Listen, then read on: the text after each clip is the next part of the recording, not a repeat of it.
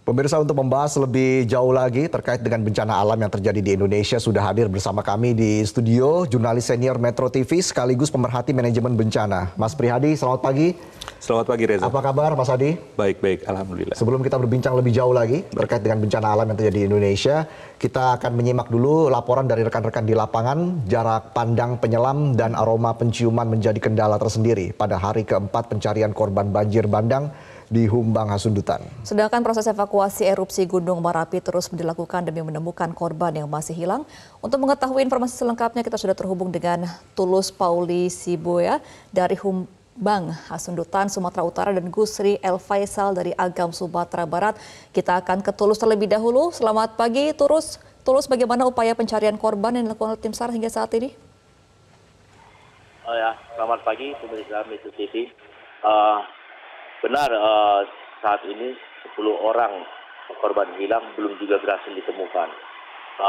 Kemarin pada hari H4, tim Basarnas atau tim gabungan telah menurunkan tim penyelam sebanyak 11 orang untuk menyusuri perairan Danau Toba, tetapi belum juga menemukan adanya tanda-tanda korban hilang dalam perairan Danau Toba. Para penyelam ini mengalami suatu kendala visibility, di mana jarak pandang penyelam begitu memasuki perairan Danau Toba sedalam 7 meter, jarak pandangnya itu terhalang sekali, hanya mampu melihat 30 cm saja. Hal ini diakibatkan karena keruhnya air Danau Toba akibat dari buangan air yang mengalir dari bekas longsoran dan reruntuhan batuan yang jatuh ke Danau Toba. Ya, Tulus, lalu bagaimana dengan rencana pencarian selanjutnya di sana? Rencana untuk pencarian pada hari ini, H5, ketika dilakukan briefing oleh tim Basarnas beserta dengan kepolisian, pihak TNI, untuk pencarian korban hilang akan dilakukan dengan sistem 3 sektor. Sektor pertama itu pencarian di air, itu akan melibatkan 11 penyelam. Dan kemungkinan pada hari ini juga akan ada penambahan 3 penyelam dari Polisi Air Polda Sumatera Utara. Kemudian untuk sektor kedua itu berada di pesisir danau, itu akan melibatkan 1 alat pemecah batu dan 9 alat ekskavator. Di posisi sektor ketiga itu lebih naik lagi ke arah lebih darat, lebih atas, akan melibatkan 5 alat berat. Nah, ini alat-alat berat inilah nanti akan mengangkatin batu-batu untuk melihat di reruntuhan atau di timbunan batu ini apakah korban hilang itu ada tertimbun. Baik, kita langsung beralih ke Gusri El Faisal dari Agam, Sumatera Barat. Gusri, apakah evakuasi 8 jenazah korban erupsi Merapi sudah selesai dilakukan? Ya, dapat kami laporkan bahwa evakuasi korban erupsi Gunung Merapi di Sumatera Barat hari ini sudah berjalan di hari keempat, dan saat ini petugas dan relawan sudah melakukan evakuasi sebanyak 8 orang korban meninggal dunia dari kaki Gunung Merapi, dan saat ini sudah dievakuasi ke Rumah Sakit Ahmad Mukhtar Bukit Tinggi untuk dilakukan identifikasi oleh dokter forensik rumah sakit dan tim DVI Polda Sumbar. Dan saat ini sudah terdata, sudah dievakuasi sebanyak 8 orang jenazah yang semuanya merupakan para pendaki yang melakukan pendakian pada tanggal 2 Desember 2023 lalu. Pada pukul 17 waktu Indonesia Barat sore kemarin sudah datang 8 jenazah, dan pada pukul 20 juga telah datang sekitar 7 jenazah. Maka dengan demikian sudah ada 21 jenazah yang ditemukan dan saat ini sedang diidentifikasi di Rumah Sakit Ahmad Mukhtar Bukit Tinggi. Demikian laporan sementara. Baik, Gusri, untuk hari ini apa saja rencana dari tim evakuasi dalam melakukan pencarian korban berikutnya? Ya, meskipun sudah dilakukan evakuasi sore kemarin dan proses pencarian akan dilanjutkan pagi ini, dan tentunya akan menyisir sekitar kawah sekitar puncak Gunung Merapi untuk mengetahui apakah masih ada korban yang berada di sekitar kaki Gunung Merapi. Dan evakuasinya tentu akan berjalan agak lambat karena beberapa kendala, diantaranya kemarin cuaca hujan, kemudian medan yang sangat sulit sehingga mempersulit relawan untuk melakukan evakuasi dari puncak Gunung Merapi ke posko utama di daerah Batu Balano. Dan kemudian selain evakuasi juga kemarin Kapolda Sumbar juga telah menginstruksikan untuk mempercepat proses evakuasi, tapi demikian juga memperhatikan kendala-kendala yang harus diperhatikan. Yang penting bagaimana menjaga diri dan semua relawan dapat selamat dengan baik. Demikian. Baik, terima kasih Gusri El Faisal melaporkan langsung dari Agam, Sumatera Barat, dan sebelumnya ada Tulus Pauli dari Sumatera Utara. Selamat kembali bertugas, teman-teman. Baik, pemirsa, kita langsung berbincang dengan Mas Hadi di sini. Mas Hadi, dari dua peristiwa yang terjadi pekan ini ya, ada banjir bandang, lalu juga ada erupsi Gunung Merapi yang menelan korban jiwa. Dari sisi manajemen bencana, bagaimana Anda menyoroti hal ini?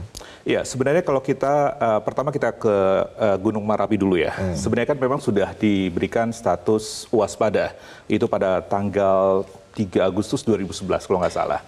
Dan itu sebenarnya kalau kita bisa memahami apa dari makna status waspada itu, maka masyarakat di sekitar, aktivitas di sekitar Gunung Merapi itu juga masih harus diperhatikan. Bahkan kalau misalkan kita bisa melihat kawasan rawan bencana, maka di Gunung Merapi itu mungkin bisa ditunjukkan bahwa di Gunung Merapi itu akan ada area-area merah, kemudian juga warna pink dan juga warna kuning gitu. Itu merupakan kawasan-kawasan yang harus dijauhi. Ada kawasan 3 km, 5 km, 7 km. Nah, yang waspada itu kan mestinya 3 km aktivitas masyarakat di sekitar Gunung Merapi, baik itu warga lokal ataupun juga pendaki, itu juga masih harus diantisipasi. Tidak boleh masuk ke wilayah 3 km itu kan. Ketika kemudian terjadi banyak yang meninggal dunia, itu karena ada intervensi dari manusia atau dari kebijakan-kebijakan yang ada di sekitar gitu kan. Khususnya pemerintah daerah begitu ya? Bisa jadi, karena pada akhirnya pendaki itu kan tidak akan pernah masuk kalau tidak ada izin. Iya. Dan kasus meninggalnya dunia itu tidak akan terjadi atau mungkin minimal jumlahnya kalau tidak ada intervensi kebijakan. Padahal sudah dikasih tahu dari PVMBG per tanggal 3 Agustus 2011 statusnya waspada. Tapi pada bulan Juli tahun 2003 itu sudah dibuka. Itu yang mengakibatkan jumlah korban seperti itu. Karena memang ketika dibuatlah SOP-SOP, do's and don'ts bagi para pendaki. Tapi kan juga yang masih harus diperhatikan adalah bagaimana monitoringnya. Iya. Karena terus terang ada hal-hal yang di luar perkiraan ketika sebuah gunung memiliki karakteristik. Gunung Merapi misalnya, itu sudah cukup lama tidak erupsi. Bahkan gempa vulkanik yang signifikan itu baru terjadi di tanggal 26 Desember sampai dengan tanggal 3 Desember kemarin, baru 3. Dan meskipun alat-alat pendeteksi seismografi itu kemudian ada, lengkap, tapi kalau misalkan aktivitas vulkaniknya kurang, itu mungkin tidak bisa lantas menaikkan statusnya. Maka tidak kemudian serta-merta diberikan izin, tapi kemudian ada hal-hal yang masih harus diketahui juga. Ada risk knowledge-nya bagaimana, monitoringnya bagaimana, disinformasi atau diseminasi informasi buat masyarakat atau pendaki itu cukup paham ya? Pahamkah atau bagaimana kemudian masyarakat merespon terhadap dari status waspada itu.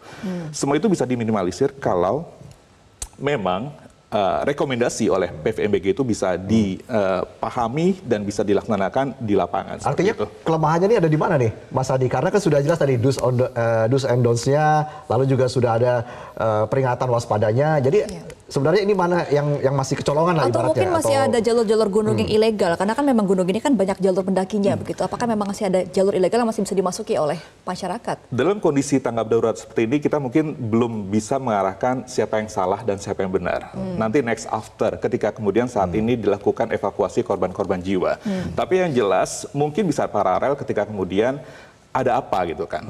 Kalau sekali lagi, kalau tidak ada intervensi kebijakan manusia ataupun juga tidak ada intervensi kondisi gunung yang tiba-tiba erupsi, itu mungkin akan bisa minimalisir.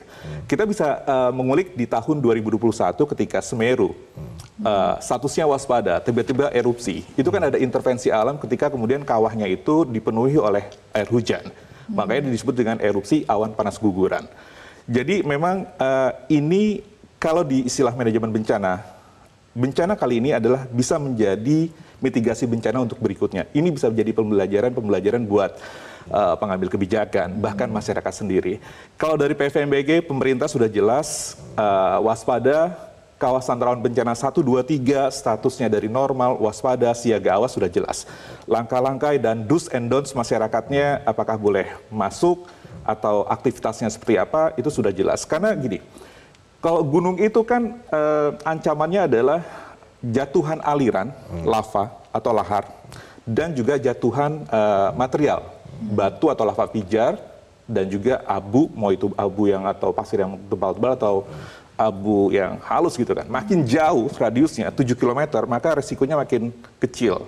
Tapi kalau memang misalkan waspada itu adalah 3 km, itu tuh lontaran material vulkanik, awan panas itu makin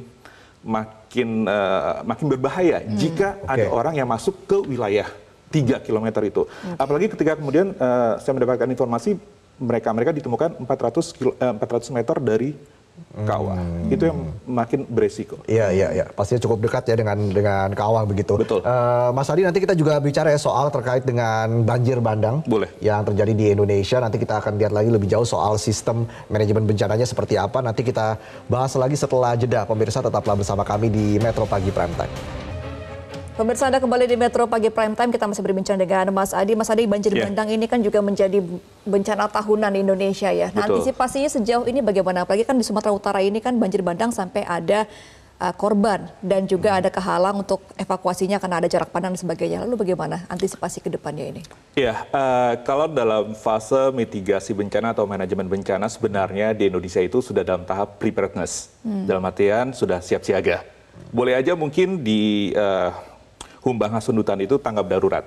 Tapi daerah-daerah lain ini sudah preparedness, sudah siap siaga. Artinya apa? Artinya adalah bencana yang terjadi di Humbang ini bisa menjadi contoh untuk daerah lain. Mungkin kalau misalkan banjir yang terjadi di Humbang ini dengan jumlah material batu longsoran, kita sudah bisa prediksi lah ada apa di atas. Dan memang terbukti kan, ada 4 hektar lahan hutan yang sudah dibabat. Padahal di ujung atau di 2 lembah, antara Sibuni-Buni dan Sitonggi-Tonggi itu adalah sumber mata air. Oke, ini juga masih harus diantisipasi nih untuk daerah-daerah lain. Mungkin Bogor, Sukabumi, Majalengka, atau kemarin Banyumas yang kemudian menutup 2 rel kereta api jalur selatan. Ini masih harus diantisipasi oleh pemerintah daerah, preparedness. Contohnya di Humbang. Ini jangan kemudian apa yang terjadi di Humbang ini bukan sesuatu tanpa makna, tapi mesti harus diartikan oleh pemerintah provinsi lain atau pemerintah daerah lain untuk hati-hati. Next siapa nih? Daerah saya kah atau bagaimana? Ya, meskipun ada faktor dari penebangan hutan itu ya. Betul. Tapi kan kemudian ketika pola hidrometeorologi basah, bencana hidrometeorologi basah yang sedang terjadi saat ini gitu kan, musim hujan sudah mulai meningkat, ini mesti harus juga diantisipasi. Gitu. Oke, ini menarik ya, ada laporan juga dari BNPB, Mas Adi, menunjukkan terdapat 3.489 bencana alam di Indonesia selama 1 Januari sampai 4 Desember 2023 dan banjir menjadi bencana alam terbanyak pada periode tersebut sampai 989 kejadian. Artinya ini kan sebenarnya sudah kejadian berulang, tahun ini saja 989 kejadian. Apa pelajaran yang bisa kita ambil, Mas Adi, ke depan untuk khususnya dari sisi manajemen bencana, Mas Adi? Oke, kita mungkin lebih bisa meng-highlight soal bencana banjir tanah longsor ya. Hidrometeorologi lah bencana ya. Kita sebenarnya masyarakat Indonesia itu sudah diberi waktu leluasa untuk berpikir, bertindak, mitigasi pada saat musim kemarau. Karena tidak ada hujan, maka yang mesti harus dilakukan adalah ketika itu gorong-gorong yang ada endapan, sedimentasi segala macam itu masih harus disingkirkan seperti itu. Nah, ketika kemudian bencana banjir terjadi, longsor terjadi, jangan kemudian ya banjir lagi, ya longsor lagi. Padahal kita tuh udah dikasih tahu sama alam, saya kasih kesempatan kamu loh. Dalam masa rentang waktu 3-4 bulan. Artinya ini sudah bisa diprediksi dong? Sudah. Bencana yang bisa diprediksi itu ya, mohon correct me if I'm wrong, Ibu Dwi Korita dan teman-teman di BMKG, bencana yang bisa diprediksi itu adalah bencana alam berupa banjir, longsor. Karena kan kita punya teknologi cukup canggih, citra satelit.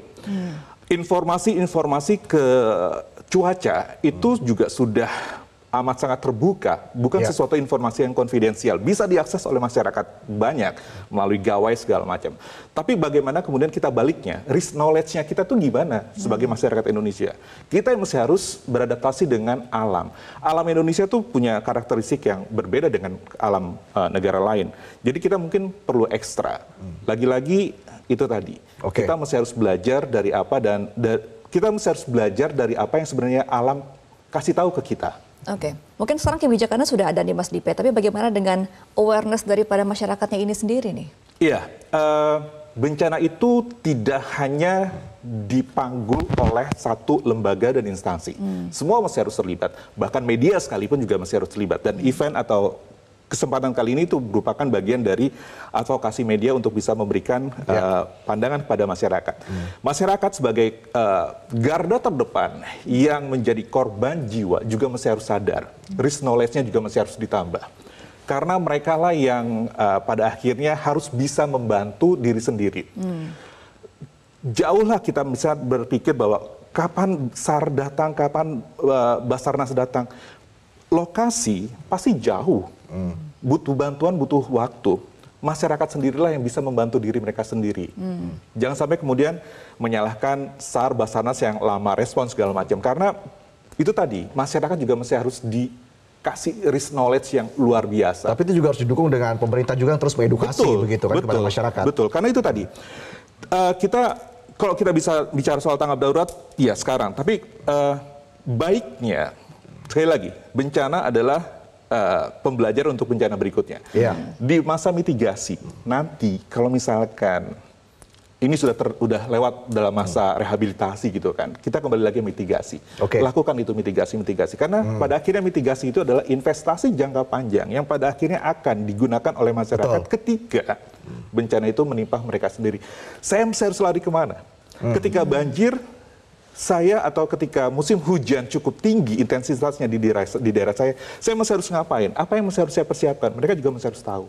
Tapi selama ini Anda sebagai ibaratnya pakar ini ya, manajemen bencana, saya bisa bilang seperti itu ya. Tapi apa yang Anda lihat kelemahan utama kita dalam sistem manajemen bencana ataupun sistem mitigasi bencana? Apa yang menjadi kelemahan terbesar? Apakah memang ada bentrokan-bentrokan dari sisi ekonomi atau seperti apa, Mas Adi?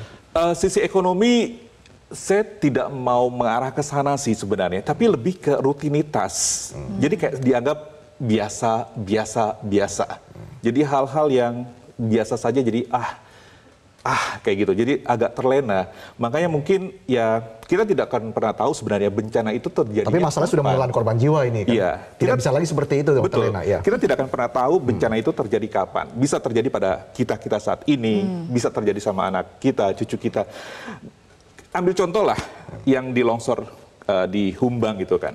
Ya mungkin terjadinya sekarang, ya kan. Tapi itu akan menjadi pembelajaran buat generasi sekarang untuk nanti anak saya tidak akan pernah lagi mengalami hal yang terjadi yang saya alami saat ini. Maka kemudian yang masih harus ditata kemudian setelah tanggap darurat ini selesai adalah memperbaiki alam. Jangan sampai kemudian alih fungsi lahan itu terjadi. Karena karakteristik banjir bandang itu sudah pasti terjadinya karena adanya alih fungsi lahan. Itu aja. Jadi pada saat ini kita bisa berpikir bahwa tadi pejabat Gubernur Sumatera Utara mengatakan akan menyelidiki. Silakan akan menyelidiki. Karena tatanan hukum itu juga masih harus ditegakkan. Karena kalau tidak ditegakkan, maka akan terjadi hal-hal yang serupa. Yang kemudian pada akhirnya menyesali dan kemudian menyalahkan mitigasinya gimana. Padahal sudah tahu.